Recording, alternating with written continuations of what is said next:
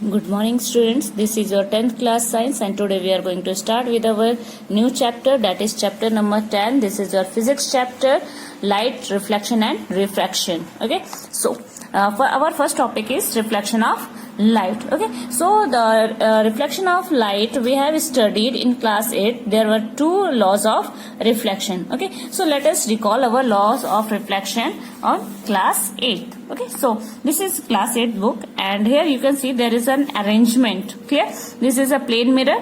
ठीक है, यहाँ पे एक ओपेक ऑब्जेक्ट है और यहाँ पे एक बीच में लाइट पास करने के लिए एक स्लिट बनाया गया है. ठीक है, so when light passes through this slit, ठीक है, तो एक शार्प लाइट पास होगी और यहाँ पर इस प्लेन मिरर से यहाँ पर टकराने के बाद वो बेंड हो जाएगी. ठीक है, सो ये जो रे जा रही है इसे हम कहते हैं angle of, sorry, this is incident ray, this is incident ray and this is reflected ray, incident ray and reflected रे.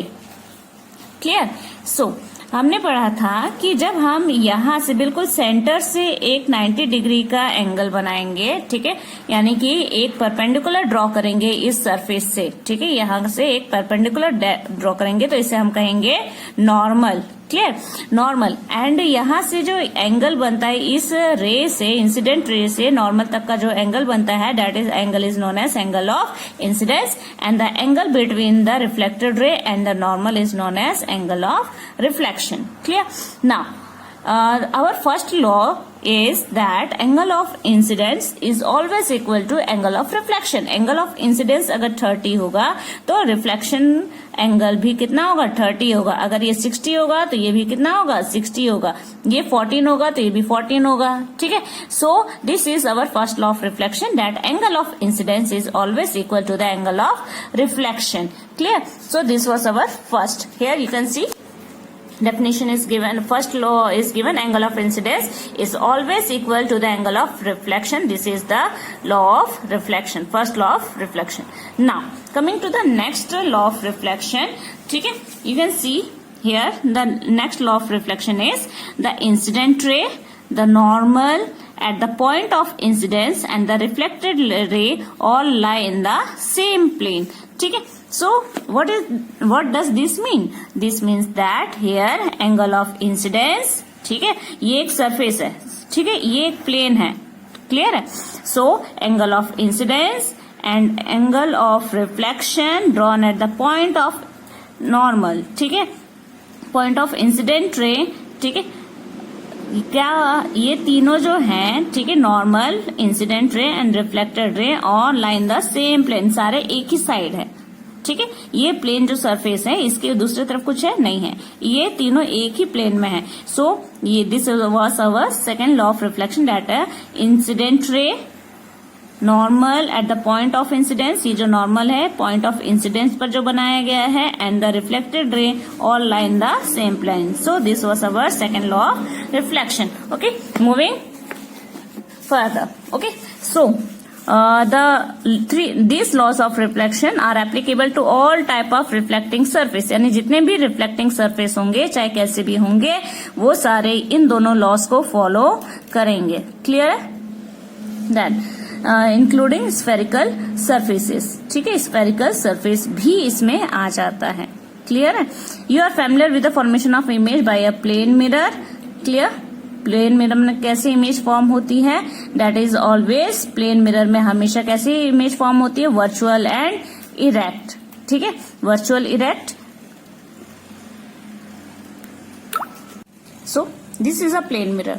ठीक है, सो अभी हमने बात कही कि प्लेन मिरर से कैसे इमेज होती है? Always virtual and erect, virtual and erect. ठीक है, सो वर्चुअल यानी जो कि रियल नहीं है. ये जो हमारी इमेज इसमें दिखाई दे रही है, this is not a real image, और ये हमेशा सीधी दिखाई देती है. हमारा फिंगर कैसा सीधा है, बिल्कुल ये भी सीधी ही दिखाई देती है. ठीक है, और एक और खासियत है, that is of the same size. अगर इसे पास में कर रहे हैं, दूर कर रहे हैं, जैसा भी है, that is of the same size as that of the object. जैसा मेरा हाथ है, यानी हम कोई सा भी ऑब्जेक्ट लेंगे, जैसा उसका साइज होगा वो भी बिल्कुल उतने ही साइज का उसमें दिखाई देगा. क्लियर है? So this is a plane mirror. Mirror, plane mirror का इमेज हमेशा virtual, erect and of the same size of the object form होता है. Clear? This was about the plane mirror. Okay, now the second topic is spherical mirror.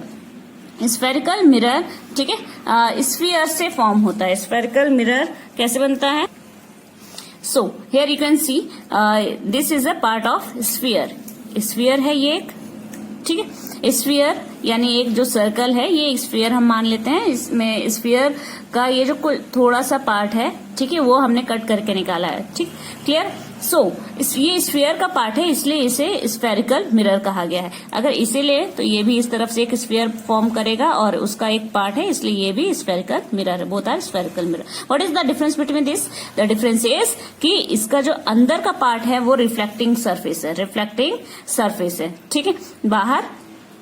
बाहर हमें opaque object है और अंदर से क्या है? रिफ्लेक्टिंग सरफेस है. ठीक है. What is reflecting surface? So this is reflecting surface, जहां से हमें चीजें क्या होती है? रिफ्लेक्ट करके दिखाई देती हैं. और ये अपोजिट साइड है, ठीक है, नॉन रिफ्लेक्टिंग सरफेस. क्लियर? ऐसे ही यहाँ पे ये रिफ्लेक्टिंग सरफेस है और ये पीछे साइड का नॉन रिफ्लेक्टिंग सरफेस. सो अगर अंदर का side curve surface inward side, ठीक है, सो अंदर का साइड जो इनवर्ड साइड है, अगर वो रिफ्लेक्टिंग सरफेस है तो ऐसा मिरर कहलाता है concave mirror. And reflecting surface अगर बाहर का है और अंदर साइड नॉन रिफ्लेक्टिंग सरफेस है, this mirror is known as convex mirror. Here you can see the definition also. Okay, so here spherical mirror whose reflecting surface is curved inward. ठीक है. सो क्या कहा जाएगा ऐसे सरफेस को? ऐसे स्फीयर को कहा जाएगा कनकेव मिरर. क्लियर? और अगर जिसका जो रिफ्लेक्टिंग सरफेस आउटवर्ड होगा, आउटवर्ड कर्व है, तो वैसा मिरर क्या कहला जाएगा? Convex mirror. Clear? Now the next topic is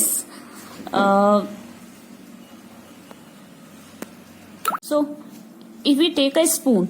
ठीक है, एक अगर स्पून लेते हैं तो स्पून क्या है? एक मेटल है. That is both surface of the metal is always shining. ठीक है, दोनों शाइनिंग सरफेस है. That is both side are reflecting surface. Suppose एक स्पून लिया आपने, ठीक है. स्पून जो है ये इनवर्ट पोजीशन है, ये अंदर का भाग है जिस साइड से हम खाते हैं. ठीक है, तो ये भी रिफ्लेक्टिंग सरफेस है, लेकिन ये अंदर की तरफ है. ठीक है, इनवर्ड कर्व है. तो ये जो अंदर वाला जो जिस पोर्शन में हम खाते हैं वो कैसा कहलाएगा? वो कनकेव मिरर कहलाएगा. क्लियर है? Concave mirror. और जो पीछे की तरफ है, ठीक है, स्पून का जो पीछे की तरफ होता है वो भी रिफ्लेक्टिंग सरफेस है. तो वो किस तरीके का बिहेव करेगा? It will behave as a convex mirror. ठीक है. सो स्पून का अंदर साइड का पार्ट किस तरह बिहेव करता है? कॉन्वेक्स की तरह. और अपर साइड का किस तरह बिहेव करता है? Like a convex mirror. Clear? Now, before proceeding further, we need to know a few terms about this spherical mirror. So, first term is pole. Okay, the word pole, point called pole. So, what is pole? ठीक है, जो surface में से हमने जो एक छोटा सा पार्ट लिया है, क्लियर है? सो इस पार्ट का भी एक सेंटर होता है, centre, that is known as pole. Clear है? ये जो रिफ्लेक्टिंग सरफेस है, ठीक है, चाहे वो कन्वेक्स का हो या कनकेव का हो, ये जो सेंटर पार्ट है that is known as point को कहा जाता है pole.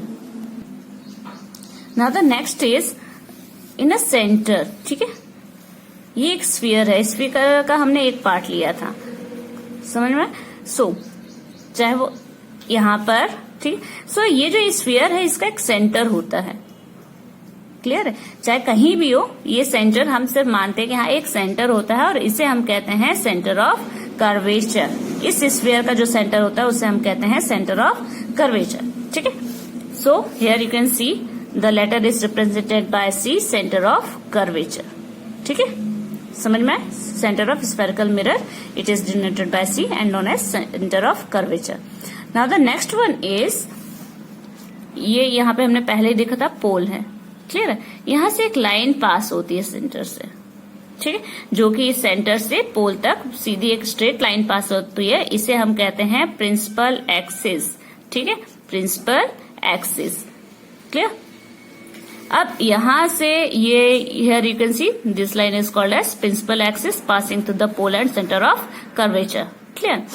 Now you know that from center of curvature, the distance between the center of curvature and the pole is known as radius of curvature. ठीक है, ये centre of curvature है and ये पोल के बीच का जो डिस्टेंस होता है वो होता है रेडियस, और इसलिए इसे कहा जाता है radius of curvature and it is denoted by R. Here you can see R, ठीक है, रेडियस ऑफ कर्वेचर। क्लियर है? Radius of curvature it is represented by the letter R. Clear? Now there is the paper at first begin to burn producing smoke, so there is an activity 10.2 and in that what we have to do कि हमें एक mirror लेना है, एक convex concave mirror लेना है। ठीक है, कनकेव मिरर लेने पर क्या होता है, जब कभी बचपन में आपने देखा होगा या कन्वेक्स लेंस से खेला होगा तो उसमें आपने देखा होगा कि जब आप सनलाइट को एक जगह फोकस करते हैं पेपर के ऊपर तो कुछ देर बाद क्या होने लगता है, पेपर बर्न हो जाता है। ठीक है, that activity is given here. तो यही चीज जो होती है वो हमारे कनकेव लेंस से भी होती है। सो क्यों होता है that we have to see. Clear? So this is a concave mirror. ठीक है, सो एक ऑब्जेक्ट है, एक सोर्स है। ठीक है, सोर्स से लाइट पास हो रही है, वो बहुत दूर पर एक सोर्स रखा है, वहां से जब लाइट पास हो रही है सो यहाँ से टकराने के बाद, क्योंकि रेज तो एक रेज तो पास नहीं होती, बहुत सारी रेज इकट्ठा पास होती हैं। ठीक है, हर जगह बहुत सारी रेज आती हैं, तो उनमें से हम कंसिडर कर रहे हैं कि रेज हमेशा पैरेलल होती है। That we have studied in class 8 कि रेज जो होती हैं, सनरेज हमेशा स्ट्रेट लाइन से पास होती हैं। ठीक है, वो कभी टेढ़ी मेढ़ी नहीं जाती। सो स्ट्रेट लाइन, यहाँ पे रेज देखिए, ये एक स्ट्रेट रे है और हर एक रे का अपना एक इंसिडेंट रे होगा और एक रिफ्लेक्टेड रे होगा। Is it clear? हर एक रे का एक इंसिडेंट रे होगा और एक रिफ्लेक्टेड रे होगा। ठीक है, angle of incidence and angle of reflection, this is incident ray and this is reflected रे। ये बीच में नॉर्मल ड्रॉ किया गया है। इसी तरह से हर एक का अपना एक इंसिडेंट रे, एक reflected ray, point of normal होगा। क्लियर है? सो यानी कि ये जो लॉ ऑफ रिफ्लेक्शन नहीं है, हर जगह फॉलो अप होगा। नाउ सो यहाँ पे देखिए, जब ऑब्जेक्ट सोर्स से यहाँ पे रेस पास होंगी तो ये एक हमेशा एक पॉइंट से क्या होंगी, आके मर्ज करेंगी। ठीक है, ये वाली रे यहाँ से आके यहाँ मर्ज हुई। ठीक है, यहाँ किसके बीच में, between centre of focus and pole के बीच में ये क्या, और ये सारे रेज आके एक जगह मीट कर रही हैं। क्लियर है? इसका मतलब ये कन्वर्ज हो रही हैं। Here the word comes converge. ठीक है, सब आके एक जगह मीट होती हैं, उसके बाद फिर अलग अलग डायरेक्शन में चली जाती हैं। तो जिस पॉइंट पे मीट होती है उसे कहते हैं फोकस पॉइंट। ठीक है, या फिर principal focus. Clear? It is denoted by F. This is principal focus. Here you can see principal focus of the convex और concave mirror. Clear? So it is denoted by F. Now principal focus, यहाँ पे क्या हो रहा है, convergence हो रहा है। ठीक है, कन्वर्जेंस यानी कि after reflecting all the rays meet at a one point, this is known as convergence. ठीक है, there is a opposite case in the convex mirror, this is convex mirror. ठीक है, सो ये आफ्टर मीट, यहाँ पे क्या होती है, जब रिफ्लेक्शन के बाद सारी जो रेज होती हैं वो अपोजिट डायरेक्शन में चली जाती हैं। क्लियर है? और यहाँ पे भी ये देखो लॉस ऑफ रिफ्लेक्शन फॉलो कर रहा है। हर जगह जितने भी रेज हैं वो क्या करेंगे, लॉस ऑफ रिफ्लेक्शन को फॉलो करेंगे। क्लियर है? लेकिन यहाँ पे क्या हो रहा है, कोई मीटिंग नहीं हो रही। यहाँ सारे जो रेज है वो क्या हो रहे हैं, डाइवर्ज हो रहे हैं। हियर कन्वर्ज, हियर डाइवर्ज हो रहे हैं। क्लियर? अब यहाँ पर एक बात कही गई है कि यहाँ पे मीट तो नहीं हो रहे हैं। ठीक है, यहाँ पे एक्चुअल मीट नहीं हो रहे, लेकिन they are appear to meet behind the mirror. ठीक है, बिहाइंड द मिरर के पीछे कहीं पर अगर हम सारे रेज का जो पॉइंट है वो बढ़ाएंगे, इमेज करेंगे, तो एक पॉइंट ऐसा रहेगा जहां पर वो सारी रेज हमें मिलती हुई अपीयर होंगी। Appear to meet, not in the real. ठीक है, सो अपीयर टू मीट, तो ये क्या पॉइंट कहलाएगा, focus, that is behind the mirror के पीछे कहीं पर कहीं ना कहीं जाके ये क्या होती है, मिल जाती। क्लियर है? So behind the mirror, this is principal focus. Clear? Now the distance between the center of curvature, ठीक है, and focus और focus on pole, ठीक है, ये कितना होता है,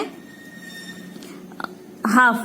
ठीक है, ये क्या है, यहाँ पर जो सेंटर है ये दोनों के बीच है, बिल्कुल सेंटर में है। फोकस क्या होता है, प्रिंसिपल फोकस जो है वो सेंटर ऑफ कर्वेचर और पोल के बीच में होता है। क्लियर है। सो इसका जो डिस्टेंस है यहाँ से यहाँ या तो यहाँ से यहाँ तक, ठीक है। मैं आपको सीधे ड्रॉ करके दिखाऊं। This is centre, this is focus and this is principal. तो यहाँ से यहाँ तक का बीच का डिस्टेंस होता है r, ठीक है, और यहाँ से यहाँ तक का होता है स्मॉल f, ठीक है। सो ये इतना जो है वो इतने के बराबर है, यानी ये दोनों f है। क्लियर है। सो अब यहाँ से हमारा एक इक्वेशन बनता है। क्या बनता है, r किसके बराबर है, 2f के बराबर है, 2f। क्लियर है। और एक f यानी कि r का half, so f is equal to r by 2। Clear है। This is our equation. समझ में आया। सो हमने क्या कहा कि जो यहाँ पर सेंटर ऑफ कर्वेचर है और पोल के बीच में f आ रहा है, ठीक है। सो f क्या है, रेडियस ऑफ कर्वेचर का हाफ है, हाफ आ रहा है क्योंकि वो सेंटर में है, ठीक है। तो इसलिए कहा गया है, और इसका यहाँ का आधा का डिस्टेंस कहा गया है f फोकल लेंथ। f किस लिए क्या रिप्रेजेंट करता है, दैट इज फोकल लेंथ, ठीक है। Principal focus spherical mirror the focal length, it is represented by the letter f, ठीक है। Here the distance between the pole and the principal focus of a spherical mirror is called as the focal length. It is represented by the letter f. Clear? And here you can see there is a relation given. Clear? R is equal to 2f or f is equal to r by 2. Is it clear now?